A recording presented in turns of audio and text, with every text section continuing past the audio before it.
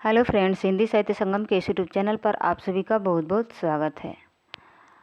हम लोग सरस्वती पांडे और गोविंद पांडे की जो सीरीज पढ़ रहे हैं उसमें हम लोग 5 दिन पढ़ चुके हैं और टोटल 75 पेज हम लोग पढ़ लिए हैं, ठीक है।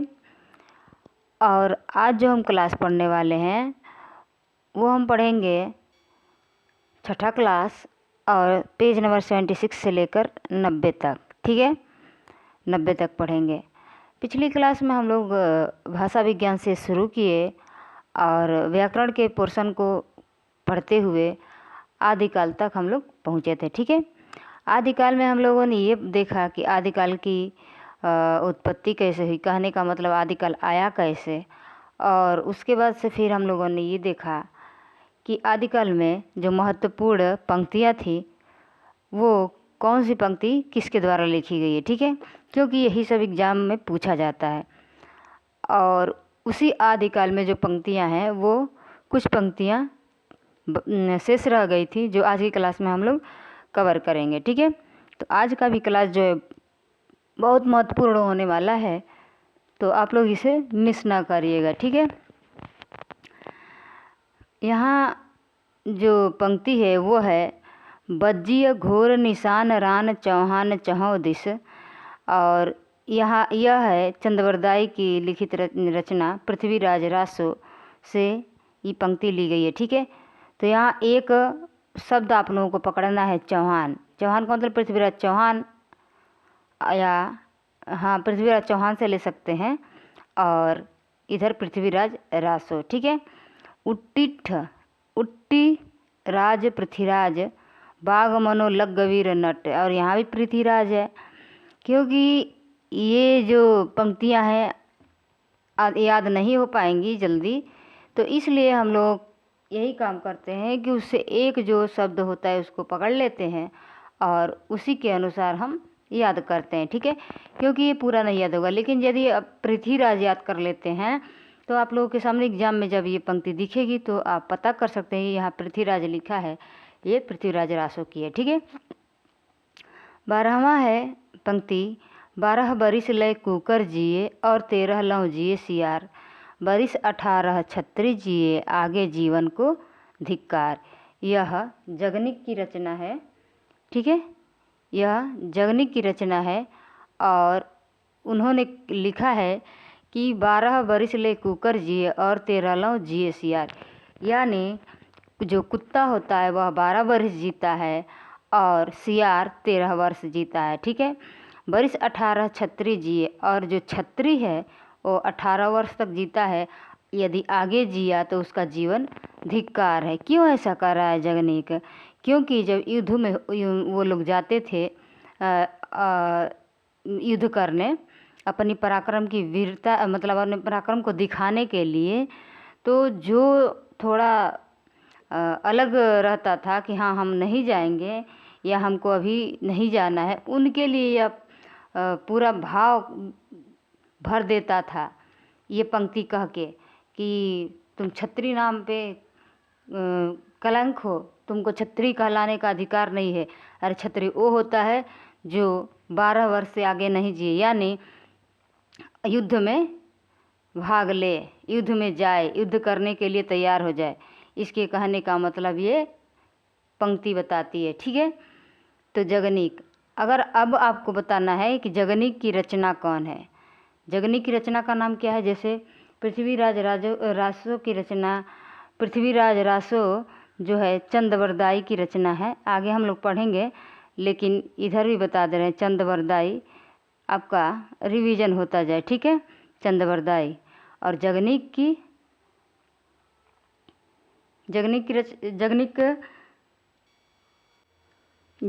की रचना को आल्हा खंड के नाम से जाना जाता है, आल्हा खंड के नाम से जाना जाता है, और वो रचना है परमाल रासो, ठीक है। परमाल रासो जगनीक की रचना है। आगे है एक थाल मोती से भरा, सबके सिर पर औंधा धरा, चारों ओर वह थाली फिरे, मोती उससे एक न गिरे। यह पहेली है और यह अमीर खुसरो की। ठीक है, मुकरिया और पहेलियाँ कौन लिखते थे? अमीर खुसरो। फिर यहाँ है, एक नार ने अचरज किया, सांप मार पिंजरे में दिया। ऐसे ही है, तो यह भी है पहेली अमीर खुसरो की। गोरी सोवे सेज पर, मुख पर डारे केस, चल खुसरो घर आपने रैन भई चहुँ देश। यह भी जो है पंक्ति अमीर खुसरो की है। मेरा जुबना नवेल लरा भयो है गुलाल, और यह भी अमीर खुसरो की है। यहाँ 14 नंबर में है कि जेहाल मिसकी मकुन तगाफुल, दुराए नैना बनाए बतिया, सखी पिया को जो मैं न देखूं तो कैसे काटूं अंधेरी रतिया। आगे की पंक्ति है, तो यह है अमीर खुसरो की।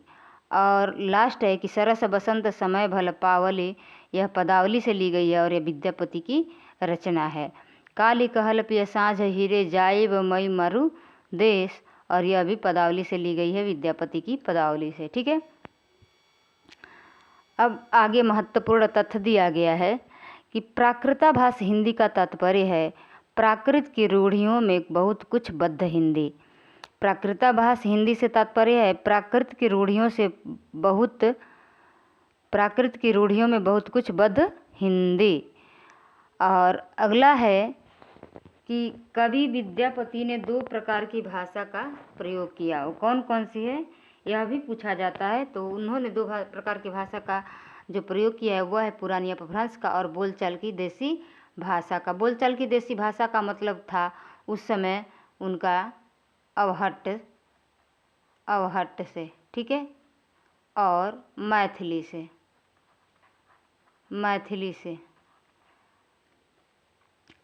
और आगे है कि गाहा या गाथा कहने से प्राकृत का बोध होता है, और दूहा या दूहा कहने से अपभ्रंश या लोक प्रचलित काव्य भाषा का बोध होता है। इनके कहने का मतलब यह है कि उस समय जब प्राकृताभास यानी प्राकृत भाषा में रचनाएं की जाती थी, उस समय गाहा या गाथा कहा जाता था, तो वह प्राकृत का बोध होता था, यानी प्राकृत के लिए कहा जाता था। और दोहा यानी दोहा, जो आज हम दोहा कहते हैं, उसे दोहा कहते थे अपभ्रंश भाषा में। कहने का आशय यही है, जो आज दोहा है उसे उस समय दोहा कहते थे अपभ्रंश भाषा में, और गाथा को गाहा कहते थे प्राकृत भाषा में। ठीक है, भरत मुनि विक्रमी तीसरी सती ने नाट्य शास्त्र में अपभ्रंश नाम न देकर लोक भाषा को देश भाषा ही कहा है। अब यह नाट्य शास्त्र किनकी रचना है? भरत मुनि की रचना है। बस इनमें क्या है दिया है कि ये अपभ्रंश शब्द का प्रयोग नहीं करते हैं, यह लोक भाषा को देश भाषा कहते हैं। ठीक है, लोक भाषा जो उस समय भाषा बोली जाती थी उसी को ये देश भाषा कहा है। अपभ्रंश या प्राकृताभास हिंदी की रचना विक्रम की 7वीं सदी से होने लगा है। 7वीं सदी से होने लगा था। अब यहाँ दिया है कि 84 सिद्धों के नाम ये हैं। ठीक है, 84 सिद्धों के नाम यह हैं। अब प्रश्न पूछता है कि सिद्धों की संख्या कितनी? 84। नाथों की संख्या 9।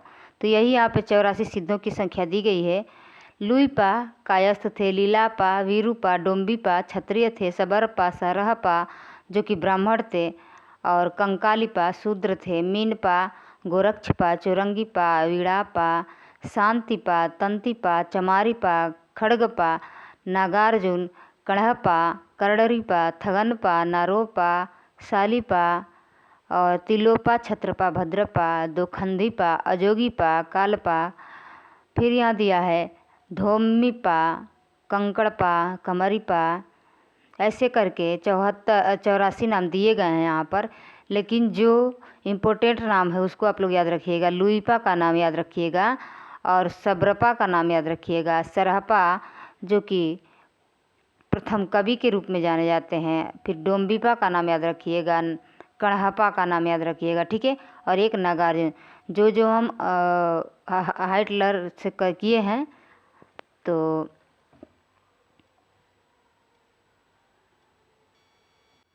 आगे देखते हैं। यहाँ पूछा गया प्रश्न है कि 84 सिद्धों में कौन योगिनी है या योगिनी नहीं है। तो यहाँ से 3 नाम योगिनियों का दिया गया था और जो एक नाम है वो योगी का दिया गया था। ठीक है, तो ये भी आप लोगों को ध्यान में रखना है। यहाँ देखिए दिया है मणिभद्रपा, फिर मेखलापा। मणिभद्रपा आप देख रहे हैं, फिर उसके बाद से है मेखलापा, फिर उसके बाद कनपलापा और लक्ष्मीकरा। ये चारों योगिनियाँ हैं। ठीक है, और इसमें से यही नहीं दिया था, लक्ष्मीकरा के जगह पर ये दिया था पुतलीपा, यहीं कहीं है। ठीक है, पुतलीपा दिया था यह। लेकिन ये 4 नाम आप लोग याद रखिए, मणिभद्रा, कनपलापा, मेखलापा, लक्ष्मीकरा। मणिभद्रा, मेखलापा, कनपलापा, लक्ष्मीकरा, ये 4 योगिनियाँ हैं। ठीक है, अब आगे है सिद्धों में सबसे पुराने सरह, जिनका नाम सरोज वज्र भी है, अभी हम पढ़े हैं सरहपा। ठीक है, सिद्धों में सबसे पुराने कौन हैं? सरहपा। महासुखवाद का प्रवर्तन वज्रयान शाखा में हुआ। महासुख का अर्थ है आनंद स्वरूप ईश्वरत्व, प्रज्ञा और उपाय के योग से इस महासुख दशा की प्राप्ति मानी गई है। गोरखनाथ का नाथ पंथ मूल रूप से वज्रयान शाखा का ही एक रूप है। और यह पूछता है कि जो गोरखनाथ का नाथ पंथ बड़ा धूमधाम से निकला था वह किस शाखा से निकला हुआ है? तो याद रखिए यह वज्रयान शाखा से निकला हुआ है।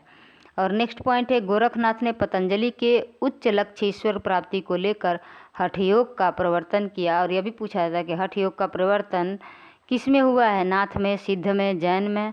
तो याद रखिएगा यह नाथ पंथ में हुआ है। ठीक है, वज्रयानी सिद्धों का लीला क्षेत्र भारत का पूर्वी भाग था। वज्रयानी सिद्धों का लीला क्षेत्र कहाँ था? भारत का जो था वो पूर्वी भाग था यहाँ। उसके बाद से नाथों की संख्या 9 माना गया है और इन्हें नवनाथ भी कहते हैं।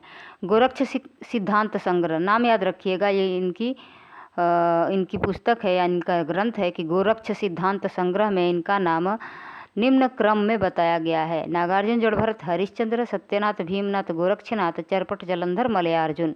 ऐसे यहाँ ट्रिक है, नाजहस, भीगो, चजम, ऐसे करके आप याद रख सकते हैं कि ये नवनाथों की संख्या कितनी है। नाथों की संख्या कितनी है? 9। और नवनाथ कौन कौन है ये नाम आप लोग याद रखिएगा। ठीक है, अब चलते हैं अपभ्रंश साहित्य पर।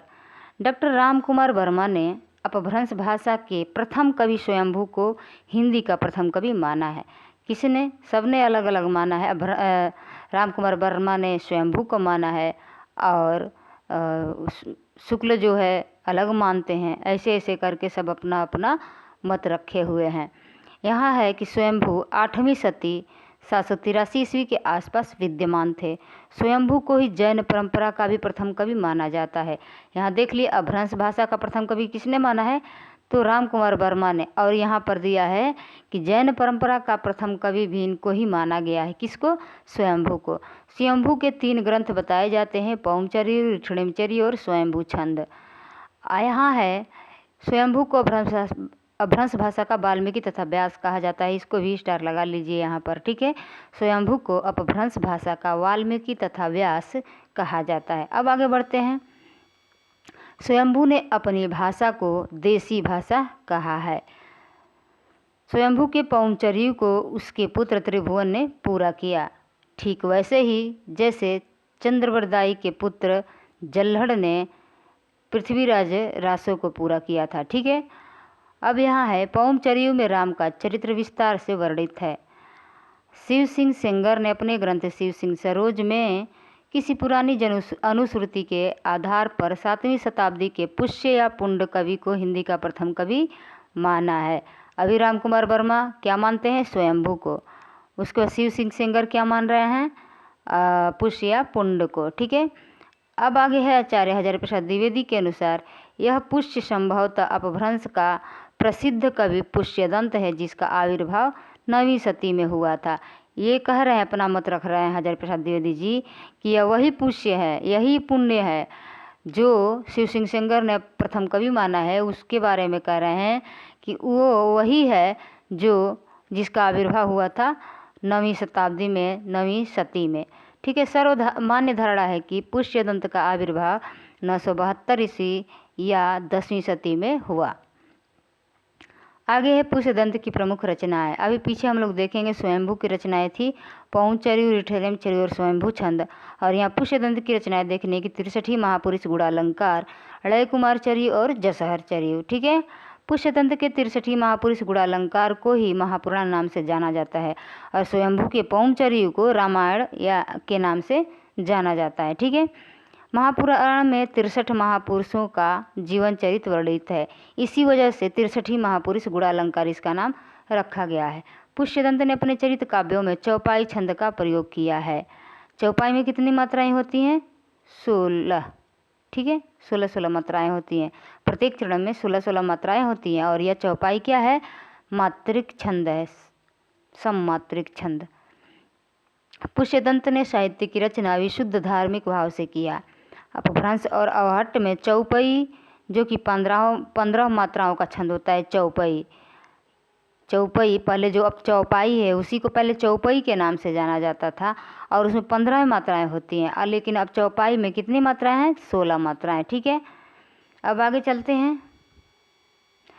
पुष्यदंत को हिंदी का भवभूति कहा जाता है। अभी हम पढ़े हैं कि स्वयंभू को भ्रंश का वाल्मीकि तथा व्यास कहा जाता है और यहाँ है कि पुष्यदंत को हिंदी का भवभूति कहा जाता है।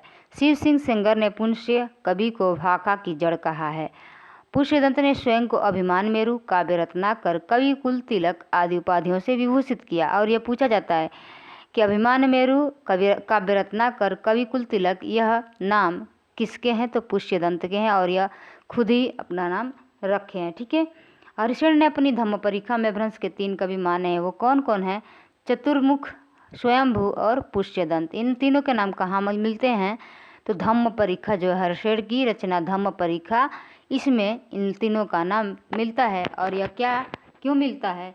क्योंकि इसमें अपभ्रंश के 3 कवि माने गए हैं, वही ये हैं, चतुर्भुज, स्वयंमुख, स्वयंभू और पुष्यदंत। ठीक है, अगर कोई लाइन आप लोगों को समझ में ना आए तो कमेंट करके बताइएगा। ठीक है, आगे है स्वयंभू ने चतुर्मुख को पद्धड़िया बंद का प्रवर्तक तथा सर्वश्रेष्ठ कवि कहा है। किसने? स्वयंभू ने। और स्वयंभू को पहला कवि किसने माना है? रामकुमार वर्मा ने। पद्धरी 16 मात्रा का मात्रिक छंद है। अभी हम लोगों ने देखा चौपाई 15 मात्रा का और चौपाई 16 मात्रा का, उसी तरह से पद्धरी 16 मात्रा का मात्रिक छंद है। इस छंद के नाम पर इस पद्धति पर लिखे जाने वाले काव्यों को पद्धड़िया बंध कहा गया है। पुष्यदंत मान्यखेट के प्रतापी राजा कर्ण के महामात्य भीम के सभा कवि थे। उसके बाद से दिया है कि धनपाल वाकपति राज मुंज के कवि सभा रत्न थे। वाकपति राज मुंज के कवि सभा रत्न थे कौन? धनपाल, जिन्हें मुंज ने सरस्वती की उपाधि दी थी। अपभ्रंश के तीसरे प्रमुख कवि धनपाल ने 10वीं शती में भविष्यत कहा की रचना की है। और ध्यान रखिएगा, कई बार पूछा जाता है, धनपाल ने भविष्यत कहा की रचना की है। आगे देखते हैं। 12वीं शताब्दी में जिनदत्त सूरि द्वारा लिखित ग्रंथ उपदेश रसायन रास 1114 ईस्वी को जैन रास काव्य परंपरा का प्रथम ग्रंथ माना जाता है। और इसको याद रखिएगा, क्योंकि यहाँ है कि जैन रास काव्य परंपरा का प्रथम ग्रंथ, जहाँ प्रथम आ जाए उसको जरूर याद रखिएगा, क्योंकि वो सब रचनाएं पूछी जाती हैं। फिर यहाँ दिया है उपदेश रसायन रास अपभ्रंश भाषा का प्रथम रास काव्य है। रास काव्य परंपरा का हिंदी में प्रवर्तन करने का श्रेय भरतेश्वर बाहुबली रास 1184 ईस्वी के रचयिता श्री शालिभद्र सूरि को है। ठीक है, अब यहाँ है उपदेश रसायन रास। उपदेश रसायन रास क्या है? अपभ्रंश भाषा का प्रथम रास काव्य है। और यहाँ दिया है कि भरतेश्वर बाहुबली रास शालिभद्र सूरि द्वारा रचित है। उपदेश रसायन रास 80 पद्यों का नृत्य गीत रास लीला काव्य है। प्रश्न जैसे बन रहे हैं वैसे कुछ भी उठा लिया जा सकता है, तो ये भी याद रखिएगा। उपदेश रसायन रास क्या है? 80 पद्यों का नृत्य गीत रास लीला काव्य है। नेक्स्ट पॉइंट है अब्दुल रहमान द्वारा लिखित संदेश रासक पहला धर्मेत्तर रास ग्रंथ है और यह कई बार पूछा गया है।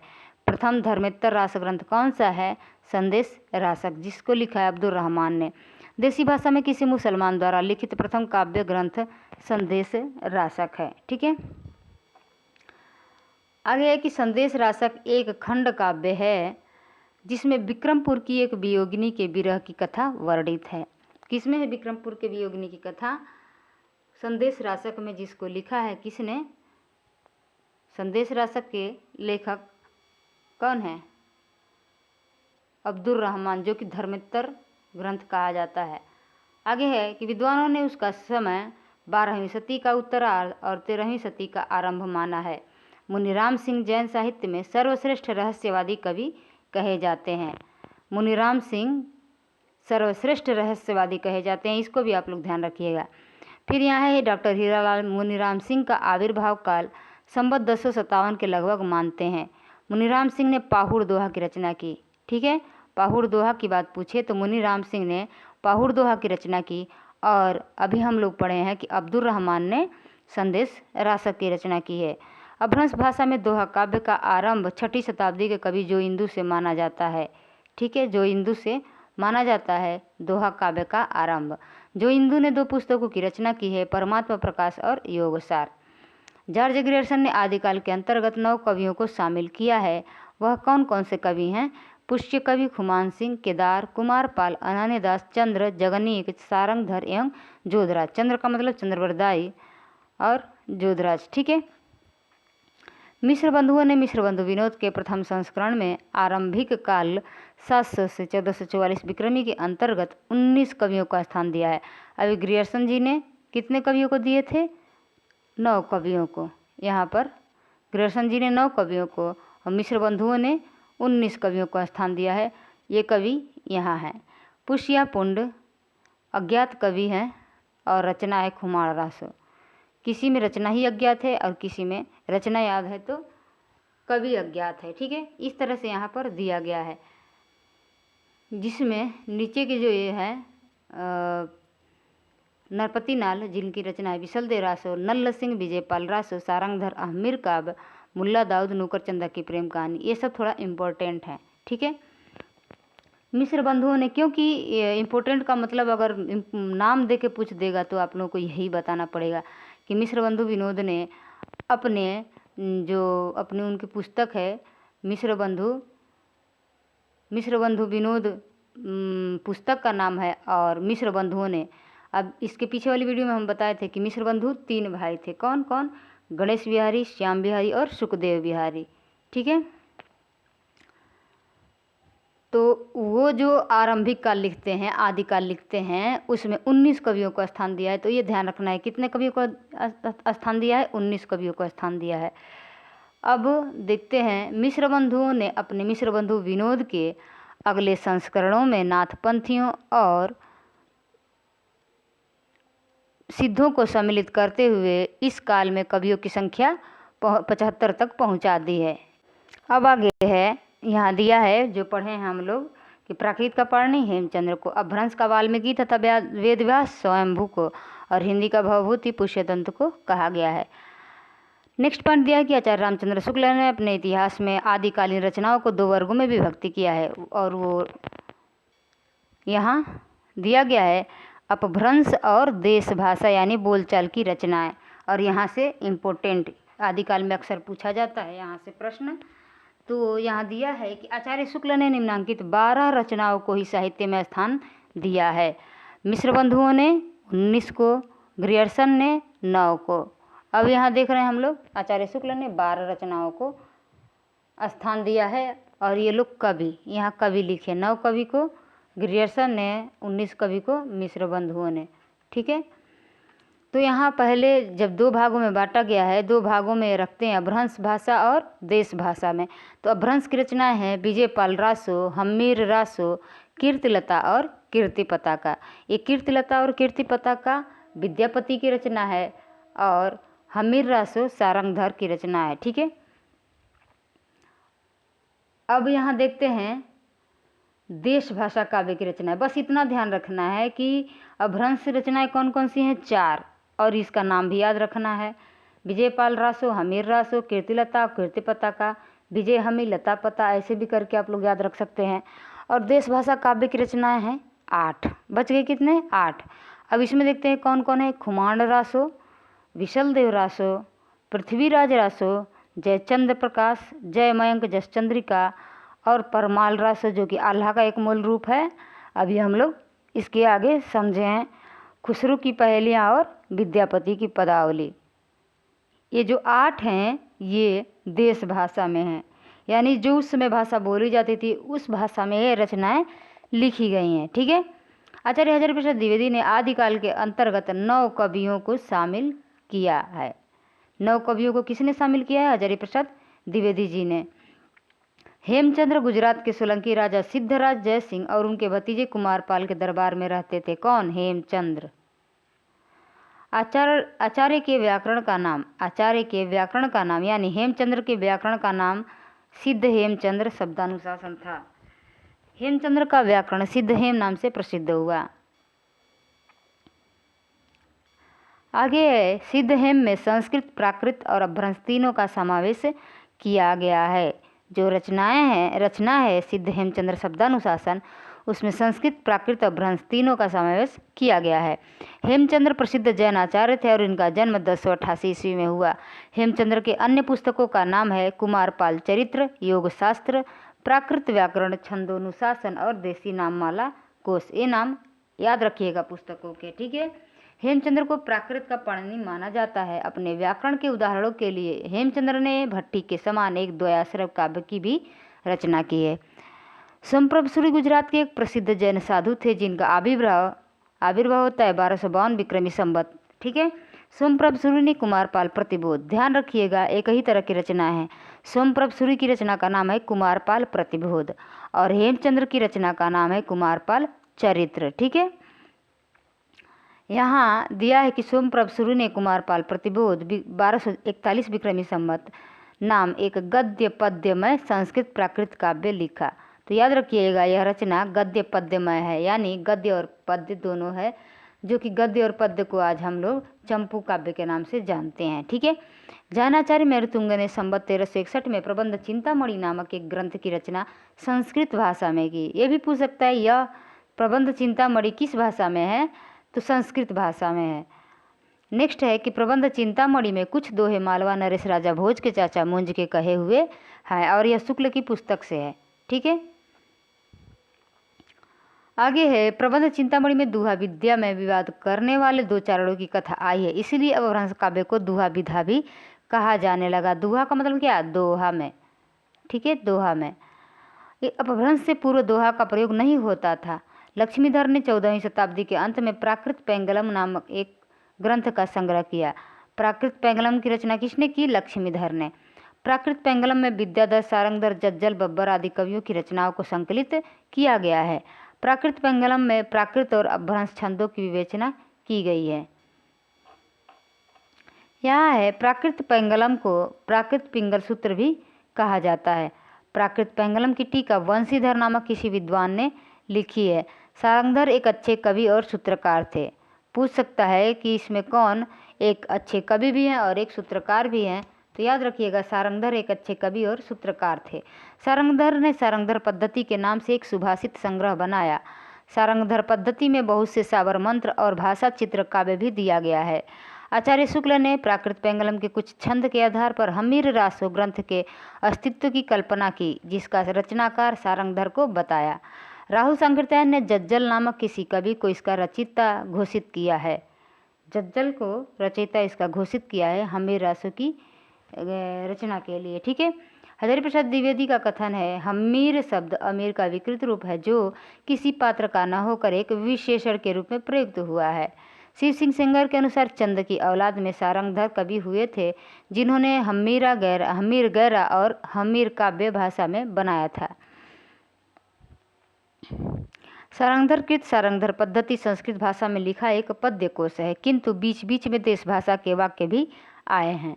आगे देखते हैं श्री मल्ल देव राजा की प्रशंसा में सारंगधर पद्धति में श्री कंठ पंडित का संग्रहित यह श्लोक उल्लेख योग्य है।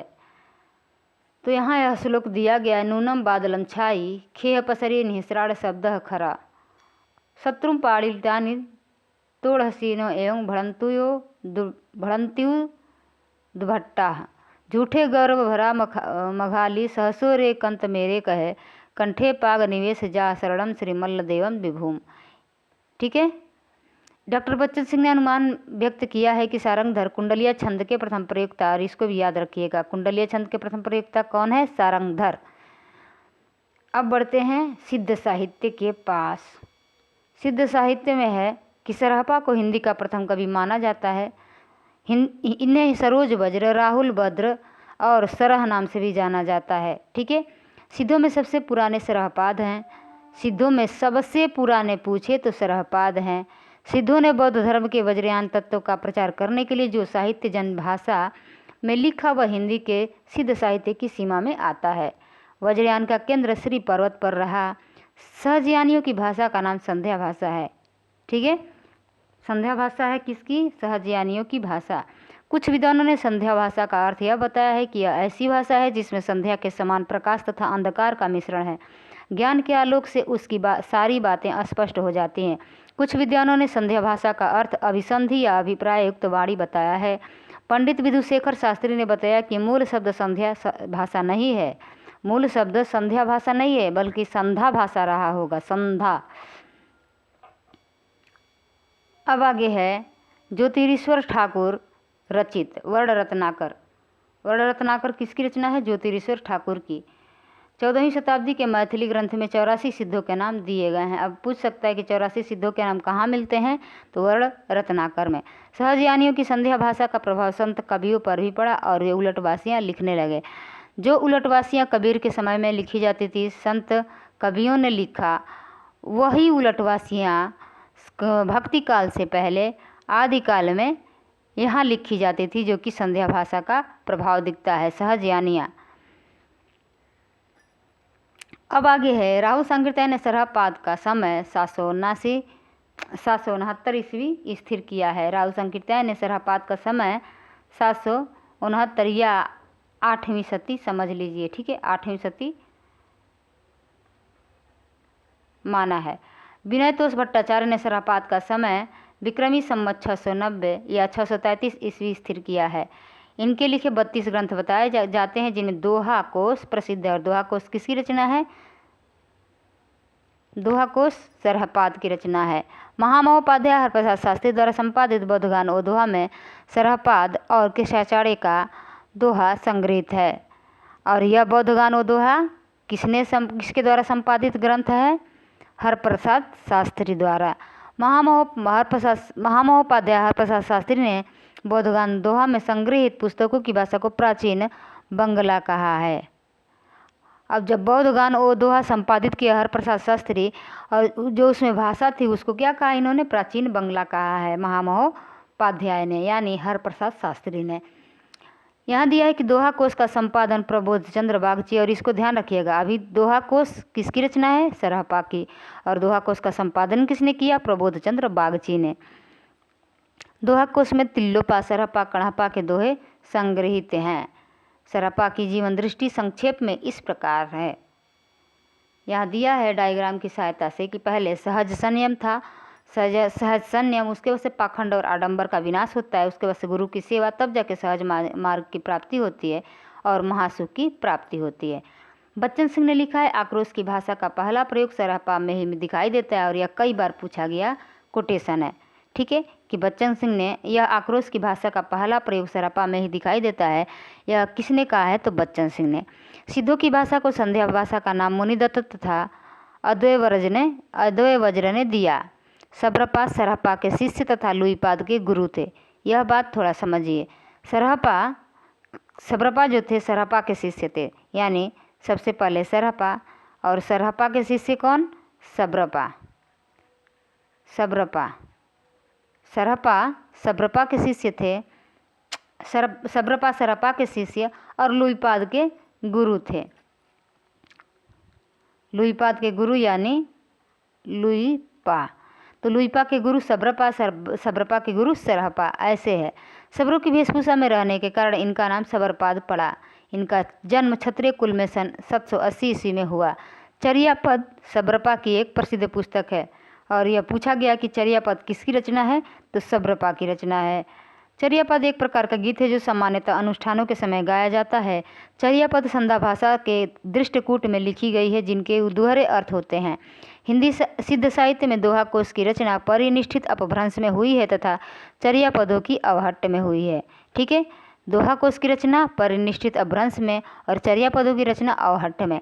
चर्या पद किसकी रचना है? सब्रपा की। दोहा कोश सरहपा की।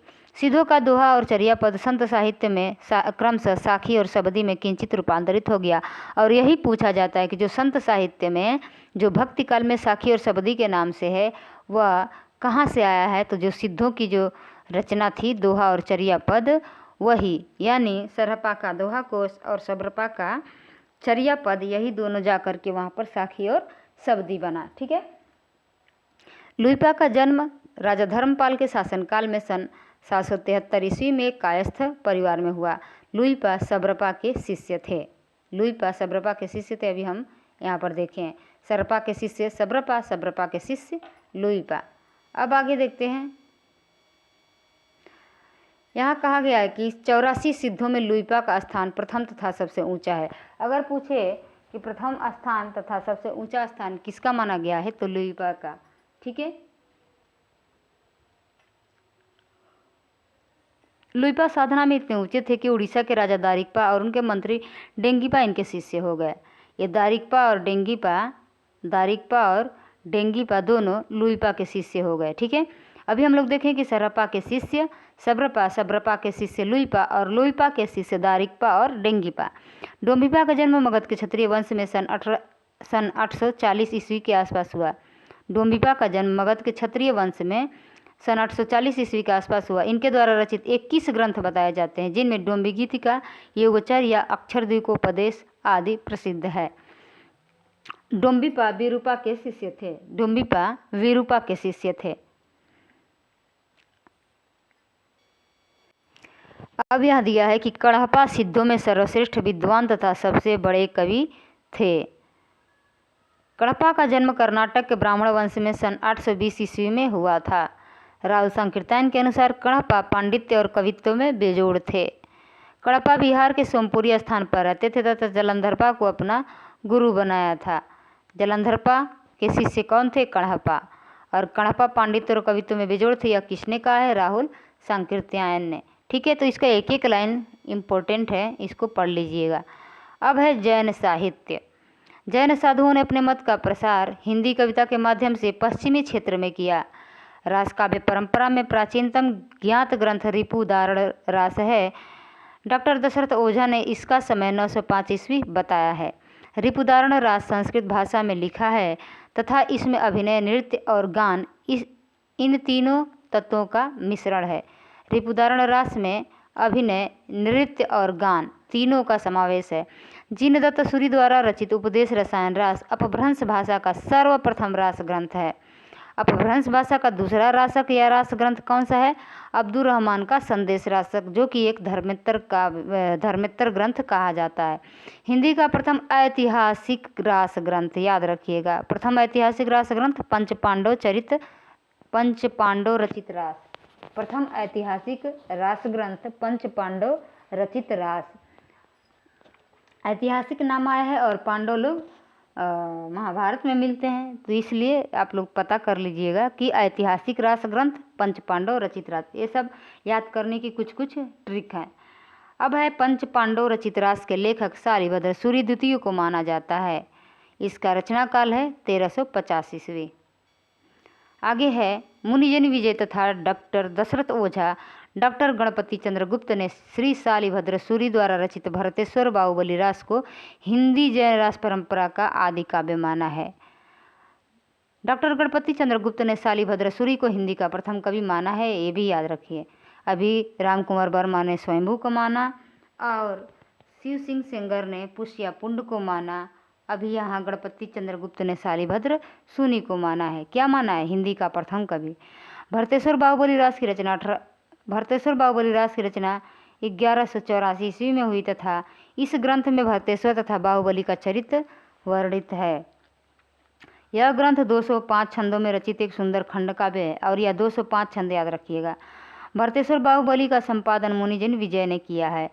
प्रसिद्ध जैन आचार्य देवसेन के श्रावकाचार्य को डॉक्टर नगेंद्र ने हिंदी की प्रथम रचना माना है।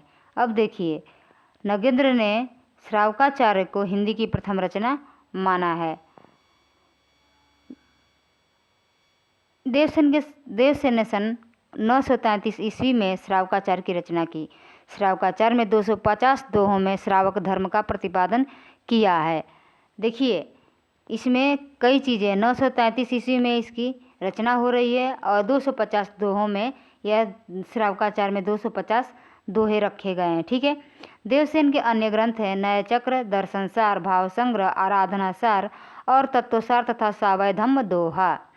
इन ग्रंथों में इनका नय चक्र बहुत प्रसिद्ध है। देवसेन के नय चक्र को लघु नय चक्र का नाम भी दिया गया है। देवसेन अपने ग्रंथ में जैन धर्म के अनेक संघों की उत्पत्ति लिखी है, जिसे इन्होंने जैनाभास का नाम दिया। बृहद नय चक्र की रचना देवसेन के शिष्य माल्य धवल ने किया, जो कि देवसेन के नाम से प्रसिद्ध है। बृहद नय चक्र का वास्तविक नाम दब्ब सहाव पयास यानी द्रव्य स्वभाव प्रकाश है। पहले यह ग्रंथ दोहा बंद में था, किंतु बाद में किसी शुभंकर के कहने से प्राकृत में गाथा बद्ध कर दिया। पहले दोहा में था, उसके बाद से अब प्राकृत में हो गया। आगे है द्रव्य स्वभाव प्रकाश यानी दब्ब सहाव पयास। पहले पुरानी हिंदी या अभ्रंश भाषा में लिखा था। दब्ब सहाव पयास अब प्राकृत भाषा में मिलती है। आगे है कि दब्ब सहाव पयास माल्य धवल की रचना है। शालिभद्र सूरी के बुद्धिरास नामक ग्रंथ का संग्रह उनके शिष्य सीवी ने किया। ठीक है। आसगु नाम कवि ने जालौर में लगभग 1200 ईस्वी के आसपास 35 छंदों का एक लघु खंड काव्य चंदन बाला रास नाम से लिखा। चंदन बाला रास रचना किसकी है? आसगु कवि की है। आसगु ने जीव दया रास नामक एक अन्य ग्रंथ की भी रचना की है। जीन धर्मसूरी ने 1209 ईस्वी में स्थूलिभद्र रास की रचना की है। स्थूलिभद्र रास में रचयिता का नाम जीणधाम मिलता है, जो जीन धर्म का ही पर्याय समझा जाता है। विजय सेन सूरी ने रेवंतगिरी रास की रचना 1231 ईस्वी के आसपास किया और रेवंतगिरी रास में जैन तीर्थ रेवंतगिरी तथा तीर्थंकर नेमिनाथ की प्रतिमा के महत्व का प्रतिपादन ऐतिहासिक एवं पौराणिक इतिवृत्त तथा प्राकृतिक सौंदर्य के आधार पर किया गया है। रेवंतगिरी रास 4 कड़वकों में विभक्त है। रेवंतगिरी रास की ही भांति कवि पल्हड़ द्वारा रचित आबू रास 1232 ईस्वी में भिजैनियों के प्रसिद्ध स्थान आबू मंदिर का वर्णन किया गया है। पल्हड़ द्वारा रचित आबू रास है। ठीक है। और जल्हड़ किसका नाम है? चंद्र बरदाई के पुत्र का नाम था जल्हड़। अब है मुनि सुमति गणी ने नेमिनाथ रास में जैन तीर्थंकर नेमिनाथ के चरित्र का वर्णन अत्यंत संक्षेप में किया है। नेमिनाथ रास की रचना 1213 ईस्वी में हुई। इसमें 58 छंद हैं। चौपाई छंद में 12 मासा का वर्णन विनय चंद्र सूरी द्वारा रचित नेमिनाथ चौपाई से माना जाता है। अब आगे है विनय चंद्र सूरी की अन्य रचनाएं मल्लिनाथ महाकाव्य, पार्श्वनाथ चरित, कल्प निरुक्त, वयसमाला, कहाड़े छप्पय आदि है। जैन रास परंपरा के अन्य कवि एवं काव्य इधर दिया गया है। प्रमुख कवि और उनकी रचना दिया गया है। प्रज्ञा तिलक है कच्छुली रास की, 1306 ईस्वी की रचना है। और दिल्हड़, देखिए जल्हड़ देख लिए, पल्हड़ देख लिए और दिल्हड़ है। गया सुकुमार रास 14वीं शती की रचना है। और सारमूर्ति जीन पद्मसूरी पट्टाभिषेक रास 1333 ईस्वी की रचना है। अभय देव सूरी की है जय तिहुवड़। चंद्रमुनि के पुराण सार, कनकामर मुनि के करकंड चर्य, कवि रणंदी की है सुदंसर चर्य, जिन बल्लभ सूरी की है संघ पट्टक। योगचंद्र मुनि जो कि प्रसिद्ध दोहाकार कहे जाते हैं और इनकी जो रचना है वो है योगसार। जिन दत्त सूरी चाचरी, काल स्वरूप, कुलक, एवयस रसायण, उपदेश रसायण। ठीक है। और जिसको जिन दत्त सूरी की रचना उपदेश रसायन रास के नाम से जानी जाती है। ठीक है। उपदेश रसायन रास के नाम से जानी जाती है। हरिभद्र सूरी की ललित विस्तरा, धूर्ताख्यान, जसहर चर्य, संबोध प्रकरण, ड़ेमिड़ा चर्य। सोमप्रभ सूरी की रचना है कुमारपाल प्रतिबोध। जिन पद्म सूरी की रचना है स्थूलिभद्र फागु। धर्म सूरी की रचना है जम्बू स्वामी रासा। अम्बदेव सूरी की रचना है संघपति समरा रासा। राजशेखर सूरी की रचना है नेमिनाथ फाग 1350 ईस्वी की रचना है। अब पढ़ते हैं फागु काव्य। आदिकाल की रास परंपरा की ही भांति फागु काव्य परंपरा भी जैन कवियों की महत्वपूर्ण उपलब्धि है। फागु शब्द की व्युत्पत्ति संस्कृत के फल्गु वसंत, प्राकृत के फागु और हिंदी के फाग से मानी गई है। देखिए, संस्कृत के फल्गु और प्राकृत के फागु और हिंदी के फाग से मानी गई है। फागु काव्य परंपरा का सर्वाधिक प्राचीन ग्रंथ जिनदत्त सूरि द्वारा रचित है। जिनचंद सूरि फाग 1284 की रचना है। फागु काव्य का अर्थ है बसंत ऋतु का काव्य, फागु या बसंत ऋतु, फागुन या बसंत ऋतु, ठीक है। जिनचंद सूरि में 25 छंद हैं। जिनचंद सूरि में 25 छंद है। और जिनचंद सूरि की रचना का नाम क्या है? जिनचंद सूरि की रचना का नाम क्या है? जिनचंद सूरि फागु, ठीक है।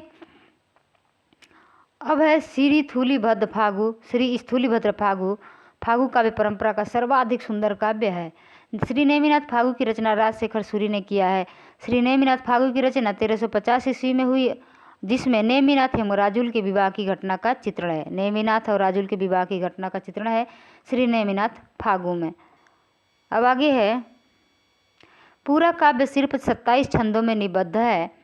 वसंत विलास फागु संज्ञक अनेक रचनाएं मिलती है, जिनमें से एक 14वीं शती की तथा दूसरी 16वीं शती की है।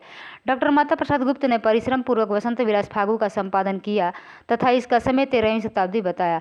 वसंत विलास फागु 84 छंदों में रचित एक श्रृंगारिक काव्य है, जिसमें वसंत और स्त्रियों पर उसके विलासपूर्ण प्रभाव का मनोहारी चित्रण है। अब है नाथ साहित्य। गोरखनाथ का नाथपंथ बौद्धों की वज्रयान शाखा से निकला हुआ माना जाता है। गोरखनाथ ने पतंजलि के उच्च लक्ष्य ईश्वर की प्राप्ति को लेकर हठयोग का प्रवर्तन किया। सिद्धों की वाम मार्गी भोग प्रधान योग साधना की प्रतिक्रिया के रूप में आदिकाल में नाथपंथियों के हठयोग साधना आरंभ हुई।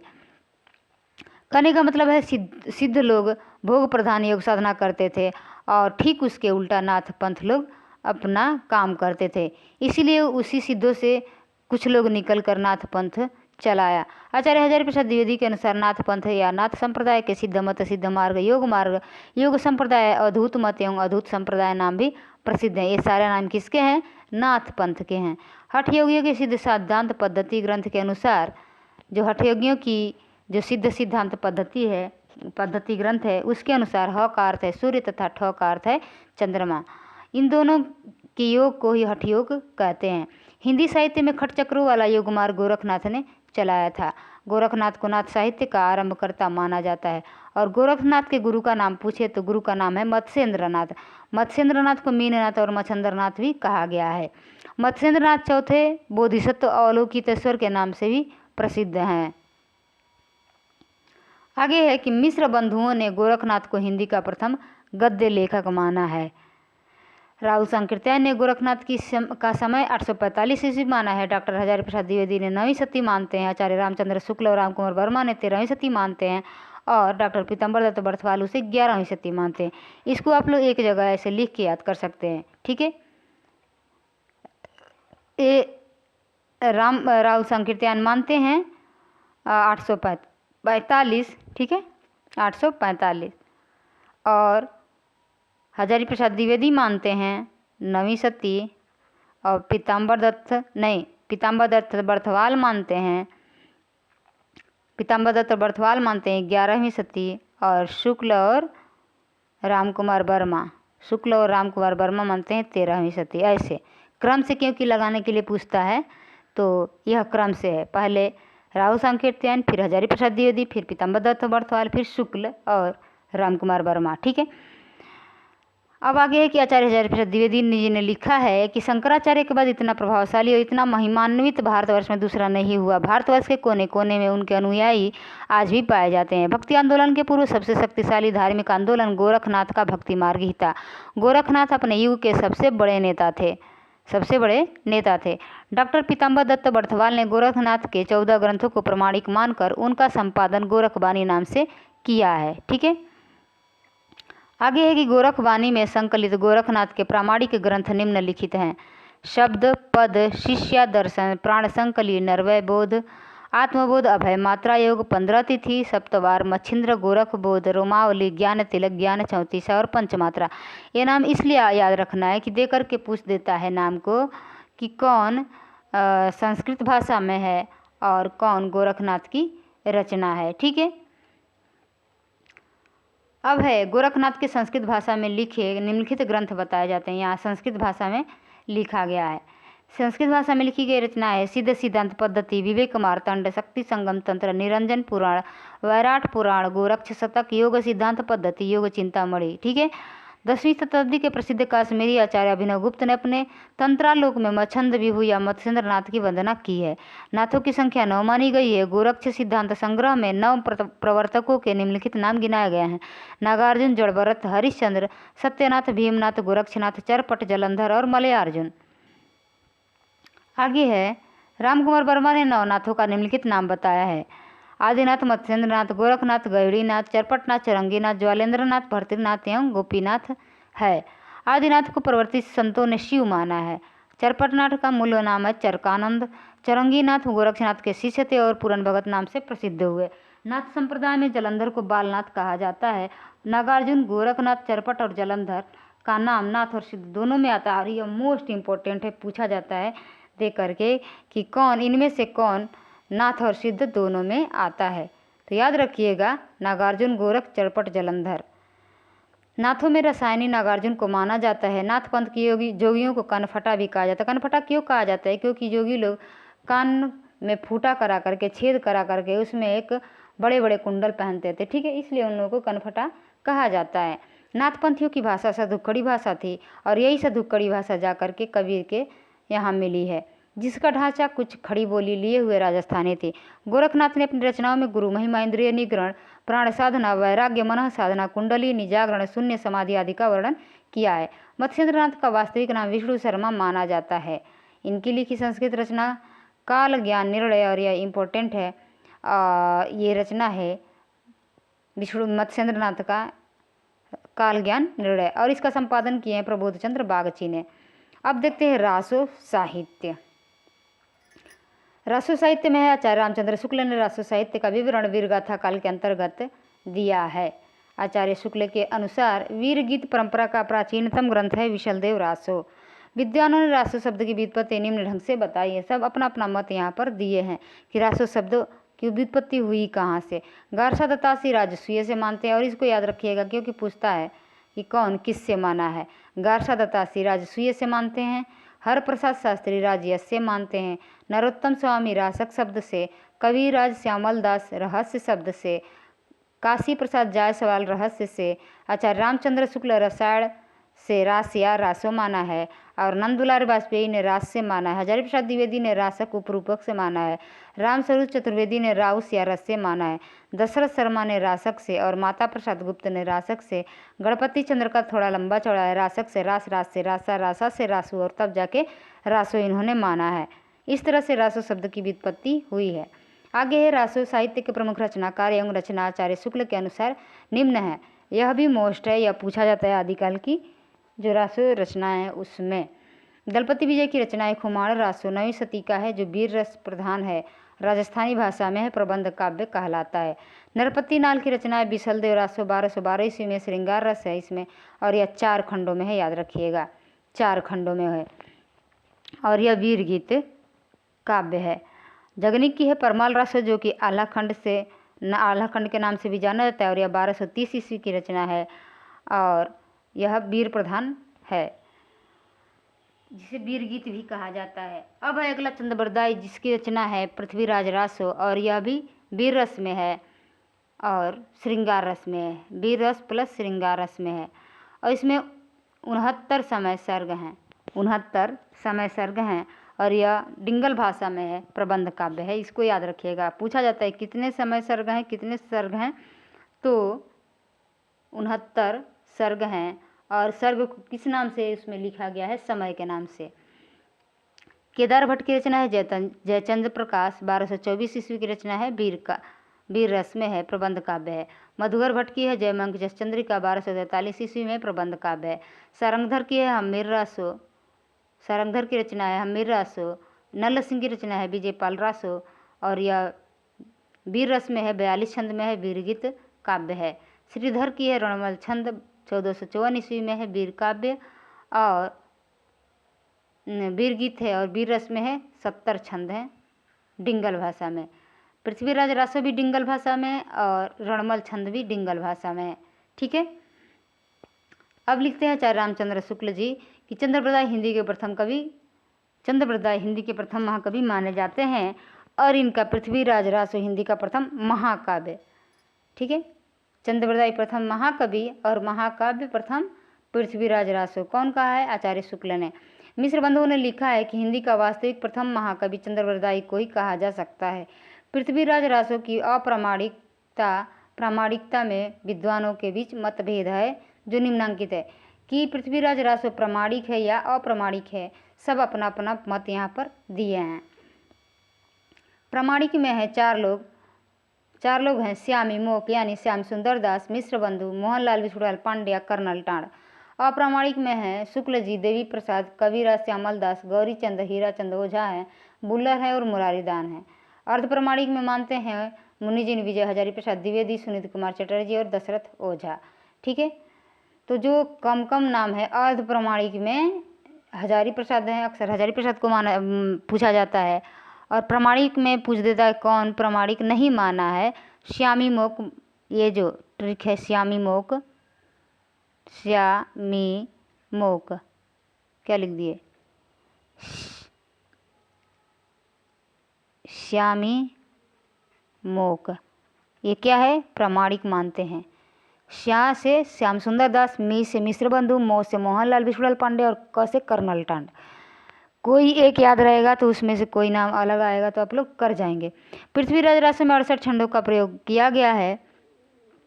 पृथ्वीराज रासो में 68 छंदों का प्रयोग किया गया है। अगर यहीं पे पुट कर दे कि 68 छंदों का प्रयोग किया गया है, लेकिन इसमें सर्ग कितने हैं तो याद रखिएगा 69 सर्ग हैं। अब है मुख्य छंद निम्न है: कवित्त, छप्पे, दूहा, तोमत, त्रोटक, गाहा और आर्या। चंद्रप्रदाय को छप्पे छंद का विशेषज्ञ माना जाता है।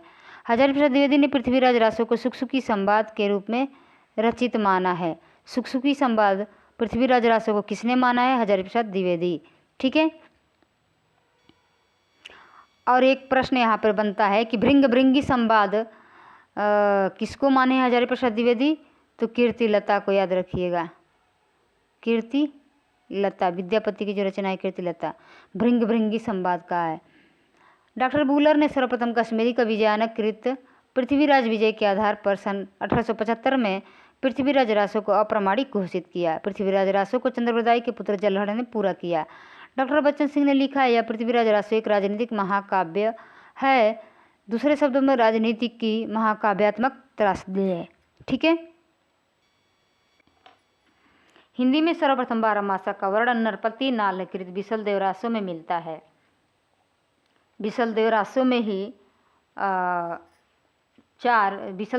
ही इसको 4 खंडों में किया गया है, 4 भाग में है, जिसमें उसका पति उड़ीसा चला जाता है। ठीक है, कैमासवध पृथ्वीराज रासो का एक महत्वपूर्ण समय सर्ग है।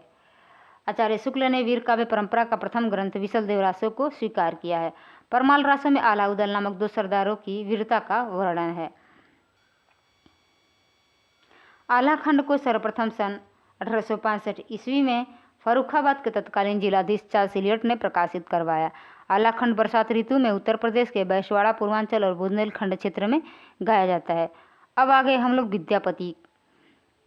विद्यापति का जन्म होता है 1350 में और मृत्यु होती है 1450 में। टोटल यहाँ पर 100 वर्ष है। ठीक है, 100 वर्ष।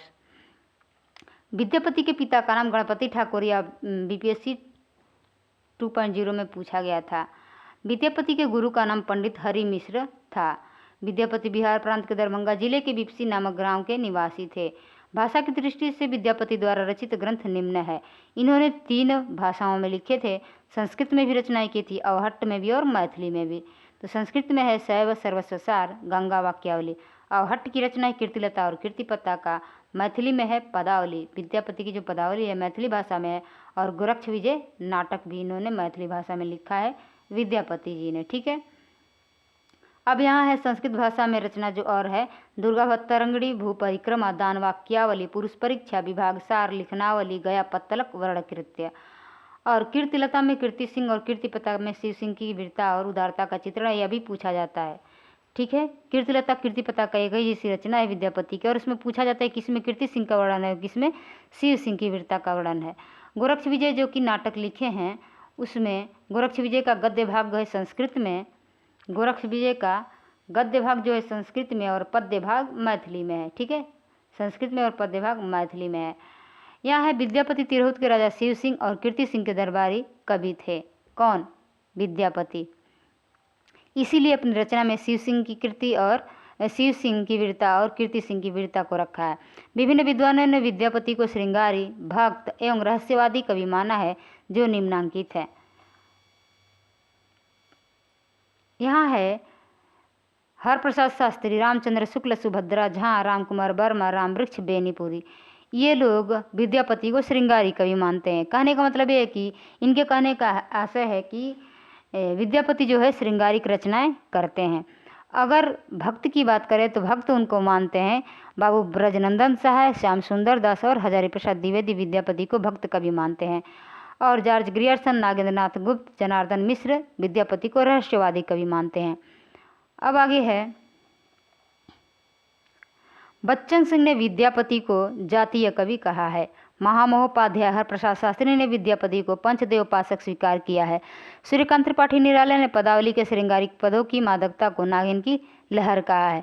पदावली के श्रृंगारिक पदों की मादकता को, विद्यापति की जो पदावली लिखी गई उसको सूर्यकांत त्रिपाठी निराला जो कि छायावादी कवि हैं उन्होंने नागिन की लहर कहा है। हजारी प्रसाद द्विवेदी ने विद्यापति को श्रृंगार रस के सिद्धवाक कवि कहा है। आचार्य शुक्ल ने विद्यापति के संबंध में लिखा है कि आध्यात्मिक रंग के चश्मे आजकल बहुत सस्ते हो गए हैं, उन्हें चढ़ाकर जैसे कुछ लोगों ने गीत गोविंद को आध्यात्मिक संकेत बताया है वैसे ही विद्यापति के इन पदों को भी। विद्यापति के प्रशंसकों ने उन्हें कई उपाधियों से विभूषित किया है जो निम्न है: अभिनव जयदेव, कवि शेखर, कवि कंठहार, नवकवि शेखर, खेलन कवि, दशावधान, पंचानन, मैथिल कोकिल आदि। मैथिल कोकिल तो सबको पता है, लेकिन इसमें से एक कोई नाम दे करके पूछ देता है कि विद्यापति का कौन सा नाम नहीं है, तो अभिनव जयदेव भी पूछा जाता है, कवि शेखर, कवि कंठहार, नवकवि शेखर, खेलन कवि, दशावधान, पंचानन याद रखिएगा। ठीक है, अब आगे है, विद्यापति शैव संप्रदाय के कवि थे। विद्यापति शैव संप्रदाय के कवि थे। विद्यापति कीर्तिलता की रचना भृंग भृंगी संवाद के रूप में हुई है, जो कि अभी हम ऊपर बताए हैं कि विद्यापति की कीर्तिलता को भृंग भृंगी किसने कहा है? हजारी प्रसाद द्विवेदी ने। भृंग भृंगी संवाद कहा है हजारी प्रसाद द्विवेदी ने। ठीक है, अब यहाँ पर विद्यापति के महत्वपूर्ण पद्यांश इस प्रकार है। कीर्तिलता से दिया गया है कि देसिल बयाना सब्जन मिठा ते तयसन जपो अभाठा। अब दूसरा है, रज लुद्ध असलान बुद्धि विकम बले हारल, पास बईस विश्वास राय गयनेसर मारल। ये कीर्तिलता से पूछी गई रचना है, कीर्तिलता में दी गई ये पंक्ति है। तो आज का क्लास यहीं पर हम समाप्त करते हैं। और ये बहुत ही इम्पोर्टेंट इसमें तथ्य हम लोगों ने देखा है कि आदिकाल में कैसे सिद्ध साहित्य आए, कैसे नाथ, कैसे उन लोगों की रचनाएं थी, किस प्रकार से, इन सब के बारे में हम लोगों ने पढ़ा है। ठीक है, तो आज की ये क्लास आप लोगों को कैसी लगी कमेंट करके ज़रूर बताइएगा। अब आगे की क्लास में हम लोग फिर पढ़ने वाले हैं इससे जो संबंधित जितने भी पंक्तियाँ हैं उसको। ठीक है, तो चलिए मिलते हैं अगली क्लास में, तब तक पढ़ते रहिए, अपना ध्यान रखिए। धन्यवाद।